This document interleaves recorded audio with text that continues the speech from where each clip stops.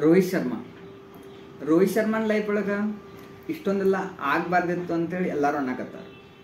Mumbai Indians Rohit ಶರ್ಮನ್ನ ಕ್ಯಾಪ್ಟನ್ಶಿಪ್ಪಿಂದ ಕೆಳಗೆ ಇಳಿಸಿರೋದ ಎಲ್ಲರಿಗೂ ನೋವು ಮಾಡಿದ.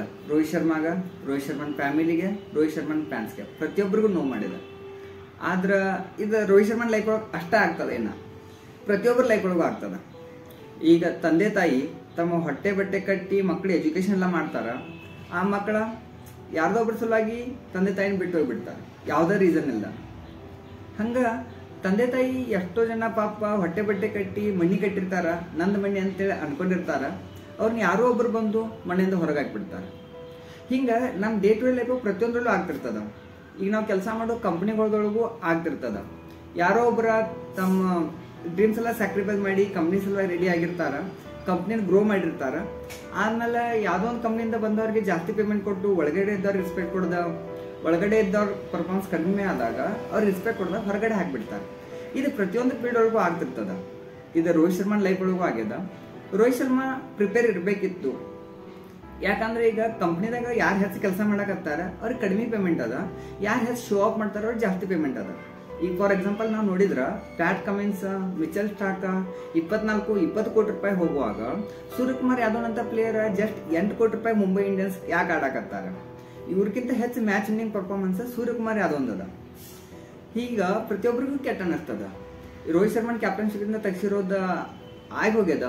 ಇದನ್ನೆಲ್ಲರೂ ಡೈಜೆಸ್ಟ್ ಮಾಡ್ಕೊಳಕ್ ಆಗಾಕತ್ತಿಲ್ಲ. ಆದ್ರ ನಾವು ಮೂವ್ ಆನ್ ಆಗ್ಬೇಕೀಗ. ರೋಹಿತ್ ಶರ್ಮಾ ಯಾವ ತರ ಮೂವ್ ಆನ್ ಆಗ್ತಾರೋ? ರೋಹಿತ್ ಶರ್ಮಾ ಇರೋ 2 ಆಪ್ಷನ್. ಒಂದು, ಬೇರೆ ಯಾವ್ದಾದ್ರು ಫ್ರಾಂಚೈಸಿಗೆ ಹೋಗಿ ಅಲ್ಲಿ ಕ್ಯಾಪ್ಟನ್ ಆಗಿ ಟೀಮ್ನ ಲೀಡ್ ಮಾಡಿ IPL ಗೆಲ್ಲುವಂತ ಪರ್ಫಾರ್ಮೆನ್ಸ್ ಮಾಡಿ ಅವ್ರ ಪೊಟೆನ್ಷಿಯಲ್ ಏನದ, ಅವ್ರ ಕೆಪಾಸಿಟಿ ಏನದ ಅದನ್ನ ಅವ್ರು ಉಳಿಸ್ಕೊಳ್ಬೇಕು. ಇನ್ನೊಂದ್ ಕಡೆ ರೋಹಿತ್ ಶರ್ಮಾ ಇಲ್ಲ ನಾ ಲಾಯಲ್ ಆಗಿರ್ತೀನಿ, ಮುಂಬೈ ಇಂಡಿಯನ್ಸ್ ಒಳಗಡೆನೆ ಇರ್ತೀನಿ ಅಂತ ಏನಾದ್ರು ಡಿಸೈಡ್ ಮಾಡಿದ್ರ BCCI plus Mumbai Indians plan ಮಾಡಿರೋ ಈ ಟ್ರ್ಯಾಪ್ ಒಳಗ ರೋಹಿತ್ ಶರ್ಮಾ ಸಿಕ್ಕೋತಾರ. ರೋಹಿತ್ ಶರ್ಮನ್ ಕರಿಯರ್ ಎಂಡ್ ಆಗಿಬಿಡ್ತದ.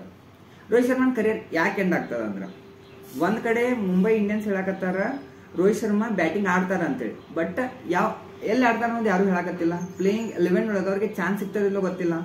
ಈಗ ಬರೋ 2024 IPL ನೆಕ್ಸ್ಟ್ T20 ವರ್ಲ್ಡ್ ಕಪ್ಗೆ ಟೀಮ್ ಸೆಲೆಕ್ಷನ್ ಮಾಡಾಕ ನಡ್ಸಕಂತ ಒಂದು ಪ್ರಾಕ್ಟೀಸ್ ಮ್ಯಾಚ್ ತರ ಇರ್ತದ. ಇಲ್ಲಿ ಯಾರಾದ್ರೂ ಪರ್ಫಾರ್ಮೆನ್ಸ್ ಚಲೋ ಮಾಡಿದ್ರ ಅವ್ರು T20 ವರ್ಲ್ಡ್ ಕಪ್ಗೆ ಸೆಲೆಕ್ಟ್ ಮಾಡ್ತಾರೆ. ರೋಹಿತ್ ಶರ್ಮಾ ಒಂದ್ ಕಡೆ ಕ್ಯಾಪ್ಟನ್ ಇಲ್ಲ, ಇನ್ನೊಂದ್ ಕಡೆ ಬ್ಯಾಟಿಂಗ್ ಒಳಗೆ ಏನಾದ್ರು ಫ್ಲಾಪ್ ಆದ್ರು ಅಂತಂದ್ರ T20 ವರ್ಲ್ಡ್ ಕಪ್ಗೆ ಅವರ ಸೆಲೆಕ್ಷನ್ ಬಹಳ ಡೌಟ್ ಆಗ್ತದ. ಅದ್ರ ಜೊತೆ ರೋಹಿತ್ ಶರ್ಮಾಗೆ ಏನಾದ್ರು ಪ್ಲೇಯಿಂಗ್ ಗೆಲ್ಕೊಂಡು ಚಾನ್ಸ್ ಕೊಟ್ರ 14 ಮ್ಯಾಚ್ ಒಳಗ 1-2-3 ಮ್ಯಾಚ್ ಪರ್ಫಾರ್ಮೆನ್ಸ್ ಬರ್ಬೋದು.